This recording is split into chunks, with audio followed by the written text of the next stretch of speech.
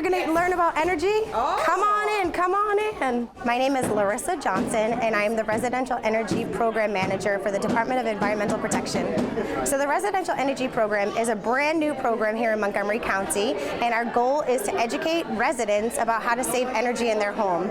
So we talk about energy efficiency, energy conservation, and renewable energy options that are available to residents throughout the entire county. There is nothing that's more important in terms of climate change than reducing the amount of energy we use.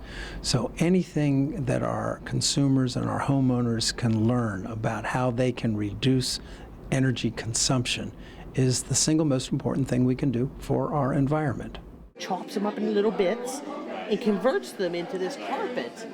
Today, we are celebrating National Energy Action Month, and we have an energy exploration event, which is an interactive experience for all ages, and it really is for all ages. So what we're doing is we're talking about appliances and appliances that take a lot of energy. We're talking about water usage and how much water you should use in the shower. We're talking about weatherizing your home. We're talking about lighting and making sure you're switching to LED light bulbs, and we're also talking about heating and cooling systems. So we're talking about air pollutants in the house. And we do it all in an interactive, engaging way, hands-on, so it's good for kids, but the messages are really meant for the people who pay the electricity bill, which are the parents. Do you have a fireplace? So whack-a-pollutant is a little play on words, but the idea is to really get people to start thinking about the importance of changing their air filter every 90 days. So that's about every 3 months. But our air filters are really what's helping us take out all the pollutants from the air, from things like pets. So cats and dogs release dander, and that instead of it going into your lungs, we want you to filter it out through your air filter, and that's why that game is so important. So this game is about weatherizing your home. And so to weatherize your home, it means a few different things. It can mean insulating your home, it can mean ventilating your home, and it can just make sure that everything is sealed.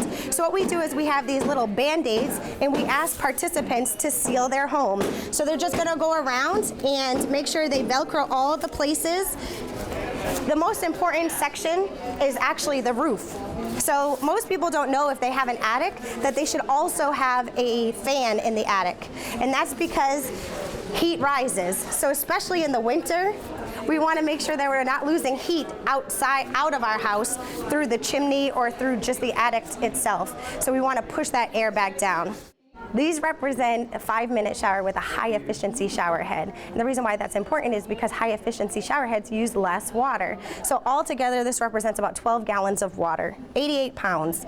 And then if you have a regular shower head, you're using double that in 5 minutes. So you're using about 24 gallons of water. I know a lot of people don't want to believe this, but baths are actually more energy efficient because they use the same amount of water that you would use with a 5-minute high-efficiency shower. So get in the bath. Okay, so we're showing the difference between an LED light and an incandescent light. And the idea is that an incandescent gives off heat as well as light, whereas the LED lights only give off light, so you use much less energy to create the same number of the same amount of wattage for your lights. So you get the same light with much less energy used.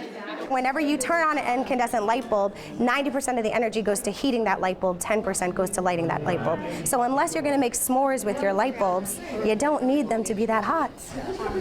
Well, there's a lot that we could do, and that's even the little things that they sort of accumulate and add up to. It's great. It's another avenue for me to teach the kids about energy and energy saving. Yeah. Oh, you're doing so good. So you learned a lot today? Good. How do you save energy at home? By turning off the water and turning off the lights and taking a shower quickly. Here in the county, we have a website. It's called mygreenmontgomery.org. You can go there and find tons of tips, and you can also find out ways that other residents, just like yourself, are doing things to save energy in their homes.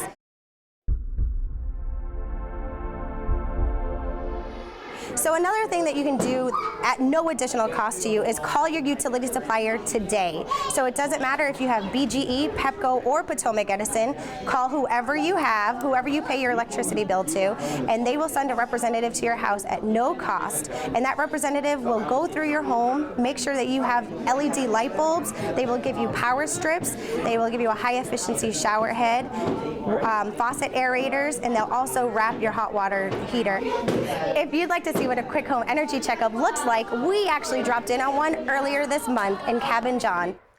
Yeah, so it's just a quick visual checkup, kind of to see how you're using energy in the home, address any problems that you might have with energy, like using too much energy, any comfort issues. I can let you know if I see any glaring safety issues too. Okay. And then I've got some efficient light bulbs that I can install where I find some of your old incandescent light bulbs. Okay. I also have efficient shower heads and faucet aerators for your sinks that can save on your water bill, and then also on your gas or electric, depending on what the fuel source of your water heater is. Okay. Pipe insulation for your hot water pipes. Oh, alright. Just to help the hot water to get to you a little hotter, a little faster. Okay. So you, again, wind up using a little less, hopefully. And then I've got smart power strip surge protectors. So I can cover some of the hot pipe, which will, again, help to get the hot water to you a little faster. And then some of the cold pipe too, which prevents condensation from forming on the outside.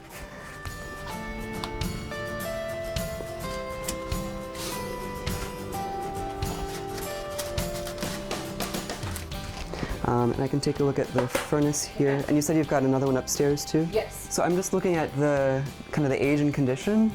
The age you can usually find in the serial number of the furnace. And then just looking at the venting.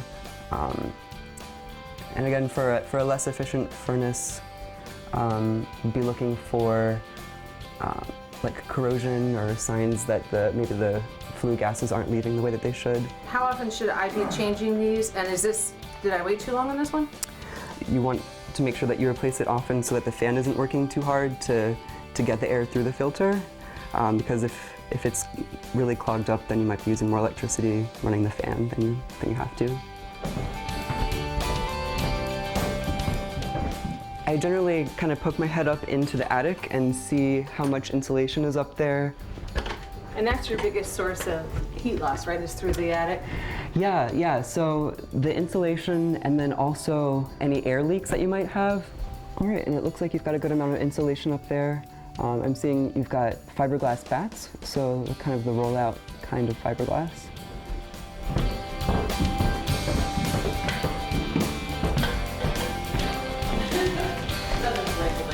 So these are some of the installs that I can do during the quick energy checkup.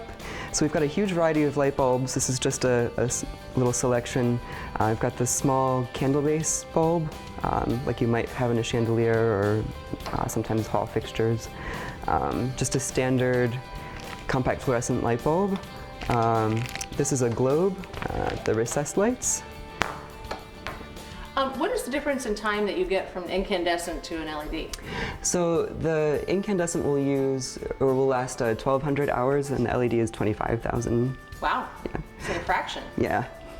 And the compact fluorescent light bulbs use less than a quarter of the electricity, and the LEDs are usually about like a sixth of the electricity.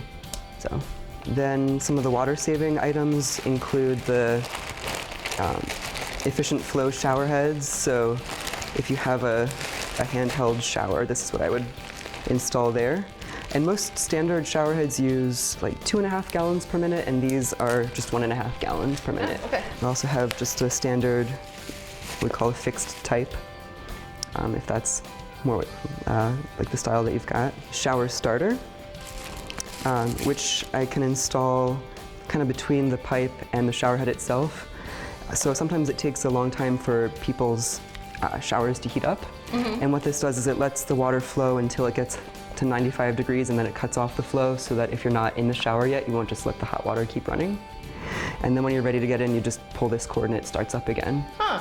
And then I've got these faucet aerators for sinks. Again, help to save on your water bill. And we did the pipe insulation downstairs. And then this is the other thing, the smart power strip for TVs.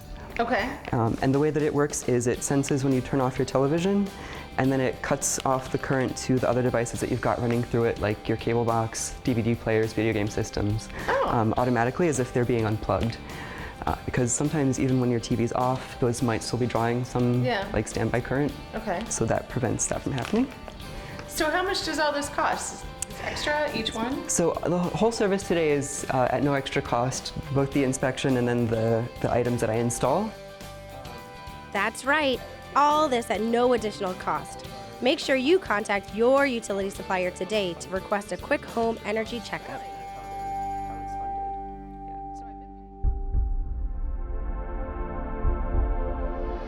Another aspect of the residential energy program is that we really want to have people investing in renewable energy, and one way you can invest is through solar panels. Earlier this month, we met with a homeowner in Poolsville, and now you can see about her solar panels on her home.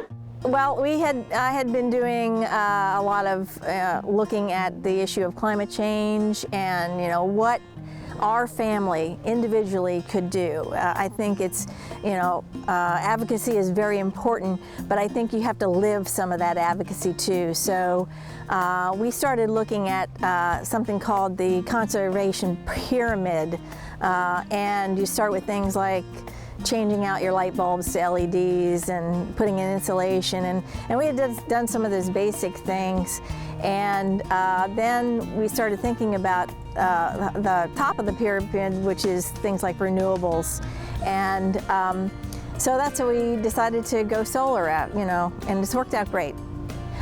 It's changed over the years. We've had our panels for a while, but I think the process is easier. I think there's more information out there available. You basically contact solar installers. There are some local ones, there are some national ones, and we always recommend getting 3 bids. And it can be a little confusing because everybody knows the price of gas, but they don't understand what they're paying for electricity, and they don't understand that unit of kilowatt hours. And so you work through that and, you know, educate yourself, but it's really not as hard as people think it is. We went through a process of getting the bid and then going through the contract. You want to review a contract very carefully for a couple of different things. But you know, once we signed the contract, I think it was only a couple months, and the installation took 1 day. We had actually 52 panels installed in 1 day. I was amazed that they were able to do it that quickly. And then there is a delay depending on your utility service provider. The process to actually turn you on can be a couple weeks, or it can be a couple months, and that's sort of depending on the utility. This is part of the solar system. The big things on the side here are called inverters, and these are called string inverters. You don't see them quite as often anymore. There's also things called microinverters, and those are actually on the roof with the panels. Those allow each individual panel to work individually and produce individually, whereas the string inverters take a group of panels. So if some is shaded, then it could affect your production. So our system is rather large, but we were covering not only our household electric use, but the electric use of our electric cars. So we have, in total, we have 16.6 kilowatt system on the roof. Most people have a smaller system. I think the average is more like 4 or 5 kilowatts. But we're net positive, which means our solar roof produces more electricity than we use both in the house and for the electric cars. So actually, we get a check for having solar on our roof, meaning we get solar SRECs for part of our system, and the other part, again, it produces a lot, and we get a credit, which is trued up in the spring with the utility company. So we've actually the last year we got back about $1,000. So I told you a lot about what the residential energy program is going to be doing, and we hope that you participate in one of our programs. Please do not hesitate to contact me. You can call me, you can text me, you can email me, or you can go to our website, mygreenmontgomery.org. Hope to hear from you soon.